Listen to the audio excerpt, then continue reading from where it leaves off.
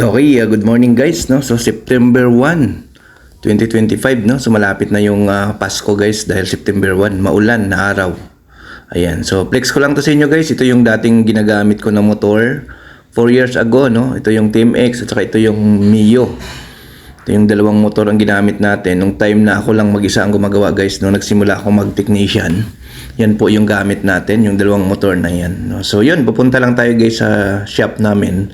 Kasi nga,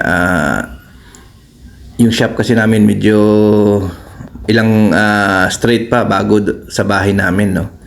So pupunta tayo doon para i-ready natin yung mga tao natin na gumagawa ng mga or yung mga mag-home service, no? So yun, no? So maulan guys yung pagpasok ng September 1, no? Ramdam na natin yung lamig ng hangin, no? Ibig sabihin magpapasko na, no. Ayan, so hahaba na naman ang ating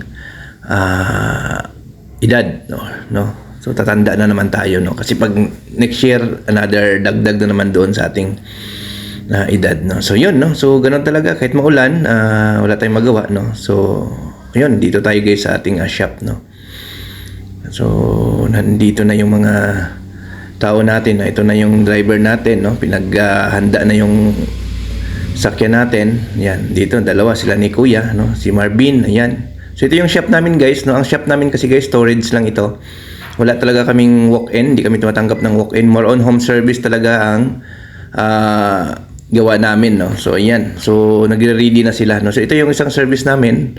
Dahil home service talaga kami, no, hindi kami tumatanggap ng mga walk-in, no. Unless na lang kung talagang gustong dalhin ng customer, pwede naman, pero hindi kami advertise na tatanggap kami ng walk-in na repair, no. Ano talaga kami, more on home service, no. So ito yung isang service namin, isang team, no.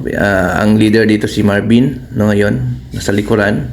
Ito naman sila ni Kuya Edwin, Junjun, no. Ready rin yung mga parts natin dahil home service sila ng Cavite area, no. So ito po yung prepare din nila yung mga gamit para sa home service, no. So yun, yung shop natin guys, storage lang ito, no. Dito yung mga parts natin, mga materials natin, yung tools, dito natin ini-imbak, no, kasi nga more on home service. So ayan, ready na sila, paalis na sila guys. Thank you.